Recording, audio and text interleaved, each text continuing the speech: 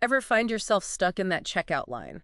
Someone's arguing about a coupon or something, and you think, man, I could run this place better. Mm, Well, it turns out we might not be giving those supermarket managers enough credit. right. It's way more than just like keeping the shelves stocked.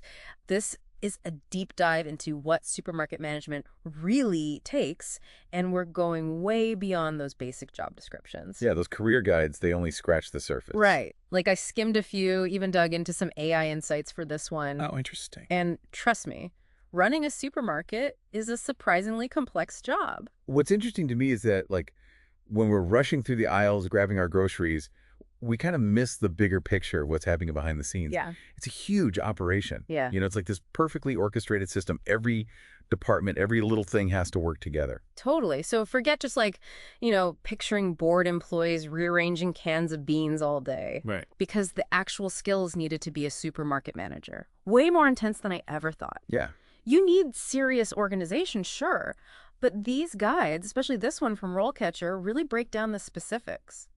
It's that combination of, like, business skills and people skills that I think is so crucial. And that really surprised me when I was looking into this. Oh, totally. You need that head for numbers, right? Mm-hmm. Inventory forecasting, sales analysis. Yeah. Actually, one of the guides said something like almost 2/3 of the job is administration and management knowledge. Wow. But then on top of that, you're talking nearly 60% of the job is leadership and communication. Yeah. So it's this balance. So it's like you need to know how many jars of peanut butter to order, but then you also need to like manage the people who are stocking them, helping customers find the right kind, maybe even breaking up a fight over the last crunchy jar. Exactly. And that's what makes it so fascinating. Yeah. I was reading this anecdote earlier from a supermarket manager. He was talking about how a delivery truck broke down once, completely threw off their whole fresh produce schedule for the day. Oh, no. Right. And he had to think on his feet, negotiate with other stores to get surplus produce, all while keeping his own staff motivated despite the added pressure. Talk about a test of your, like, quick thinking skills. Exactly. And your people skills. It's not just checking things off a to-do list. It's about strategy, adapting to chaos, and leading a team through it all. And that's what I love about these deep dives. We really get into those details you wouldn't expect, like conflict resolution. Super important for supermarket managers, apparently. Right, because you're dealing with so many different personalities, Yeah. so many different situations. It's constant problem solving.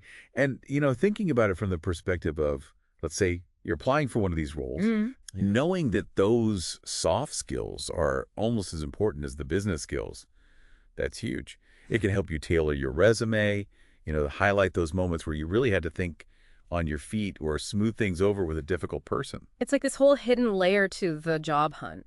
Yeah. Because anyone can talk logistics, right? Right. But it's those stories of how you handled a frustrated customer or how you navigated a team disagreement. That's what really shows what you're capable of. Exactly. And I think that's something that we often forget, but it's so important. It makes you realize there's so much more to being a supermarket manager than just that name tag. Absolutely. Okay, but let's be real. Every job has its perks and its downsides, right? Right. So what about supermarket management? What's the good, the bad, and the grocery aisle? Right.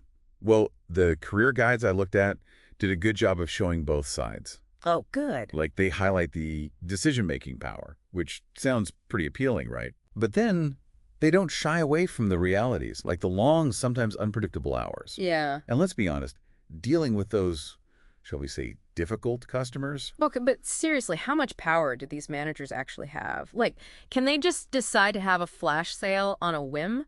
Or is it more like, hold on, let me call corporate and ask if we can move the orange juice display 3 inches to the left? Right. And that's where, reading those firsthand account from managers is so helpful. Yeah. Because it gives you a better sense of what it's really like. I was reading one story, a manager was talking about how she notes all this bread from a local bakery, going stale towards the end of the day. And she took the initiative, made a deal with the bakery, bought their leftover loaves at a discount, and created this whole, like, day-old bread section. Sure. Reduced waste and boosted sales, Yeah. Maybe a small win, but it shows how they can make decisions, impact things on a daily basis. So maybe not total, like CEO level power. But definitely room to be creative, problem solve and actually see your ideas come to life, which is cool. It is. And that ties into what a lot of people in this field find rewarding, that sense of ownership. Oh, yeah. You're not just a cog in a machine, you know, you're Yeah, making a real difference. totally. But, and I think this is important to remember, it's not always easy. Remember that conditions section we talked about? It's demanding. Long hours, high pressure situations, Yeah. you're managing staff, you're dealing with customers, sometimes at the same time. Yeah. It takes a toll. Definitely. One guide even used the term emotional labor, which I thought was really interesting Oh, yeah. because it's not just about resolving conflicts, it's about like maintaining this positive, helpful attitude even when, I don't know, someone just spilled a gallon of milk in the middle of the rush. Exactly. Stress management, like level 1000. And I think that's something really important for anyone considering this career to think about. Like, honestly, do you thrive in that kind of environment Yeah. where things are fast-paced, constantly changing? Mm-hmm. Can you handle the curveballs, the unexpected challenges, while staying calm, while keeping everyone else calm? Yeah, because if you're freaking out, everyone else is freaking out. Exactly. It's a big responsibility. And that makes finding a good work-life balance even harder, right? I mean, if you're working these crazy hours, how do you find time for yourself, for your family, for things you enjoy outside of work? That's the million-dollar question, Yeah. right? And it takes a lot of planning, a lot of setting boundaries, which, we know is easier said than done. So for those who are up for the challenge, for those who aren't afraid of like a little spilled milk or a runaway shopping cart, Right. what's the career trajectory look like for a supermarket manager? Yeah. Because looking at these guides, it's not just a dead-end job, you know? No, not at all. I mean, there's definitely room to grow, but it does take some, some planning, some initiative. Like you can climb the ladder to become a district manager, overseeing multiple stores, maybe even regional manager. Wow. And some people, they even make that jump to corporate. Really? Yeah, taking all that experience from the front lines and bringing it to the headquarters. Wait, so you're telling me someone could go from like stocking the dairy aisle to like sitting in a board meeting? It's possible. It's not unheard of. Wow. I So mean- what does that journey look like? Is it just like years on the job? Or are there like specific skills you need to move up? It's a mix of both. I mean, experience definitely matters, but you have to be intentional about it. And the guides talk about this. Like there's a whole section on advancement paths. Okay. And it emphasizes, professional development, going to industry conferences, workshops, Oh, interesting. even getting those specialized certifications, in things like leadership or inventory management, really honing those specific skills. So it's like leveling up your supermarket manager skills in real life. Exactly. Yeah. You're not just waiting for someone to hand you a promotion. You're actively making yourself a more valuable asset. I like that. And then, of course, we have to talk about the tech side of things. Right. Because it's 2024, we can't talk about supermarkets without talking about all the robots and the algorithms and all that. Exactly. And that's actually something that even these career guides are reflecting now. Oh, really? Like, remember those sections on technology advances? Yeah. We're talking about those self-checkout kiosks, Oh, yeah, those things. online ordering, those scan-as-you-go apps. I mean, it's changing how these supermarkets operate on a fundamental level. Yeah, it's true.